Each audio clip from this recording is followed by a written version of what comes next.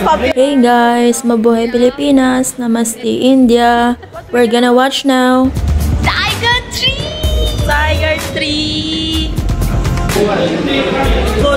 Nichols, Filipino. God. Hello.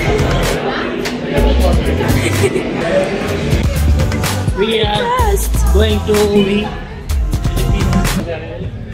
How big na? This is Tiger 3.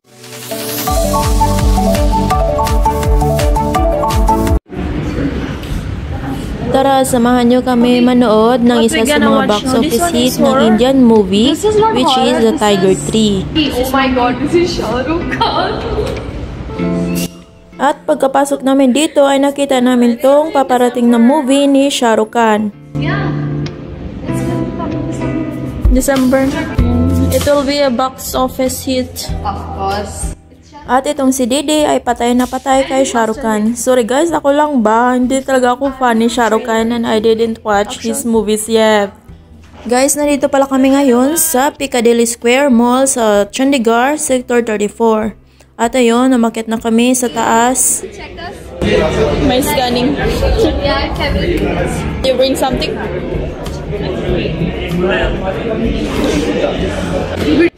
Sa ngayon guys, dito sa Piccadilly Cinema, ang only show movie is Tiger 3 lang. So lahat ng mga nandito, silang lahat ay nag-aabang sa movie na ito. Sikat na sikat pala tong movie na to dito sa India guys. This is a Shah Rukh Salman Khan's movie. People are coming in to watch it. You know, maybe Salman Khan. At after naming mag-picture-picture doon, ay pumunta na kami dito sa may food counter para bumili ng popcorn. Tike. Nikos. Filipino Nikos. Yes. Would like this, baby. Popcorn lang, baboy.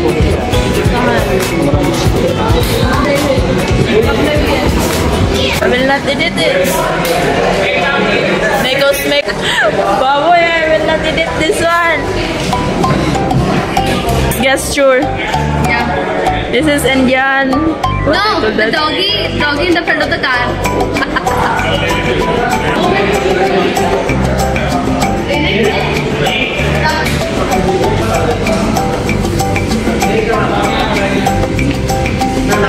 Time. She's editing her story on Snapchat. What's your name on Snapchat? My name is Tanvar Simi.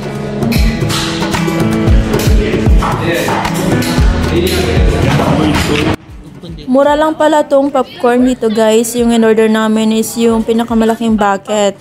Isang bucket ng popcorn at may kasamang dalawang soda drinks. At tag 150 rupees yung combo nito. At ayun, itong si Didi ay busy sa Snapchat.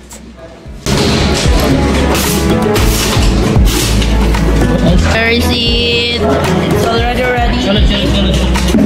Popcorn is ready. Hey, jaldi baboy! It's already started!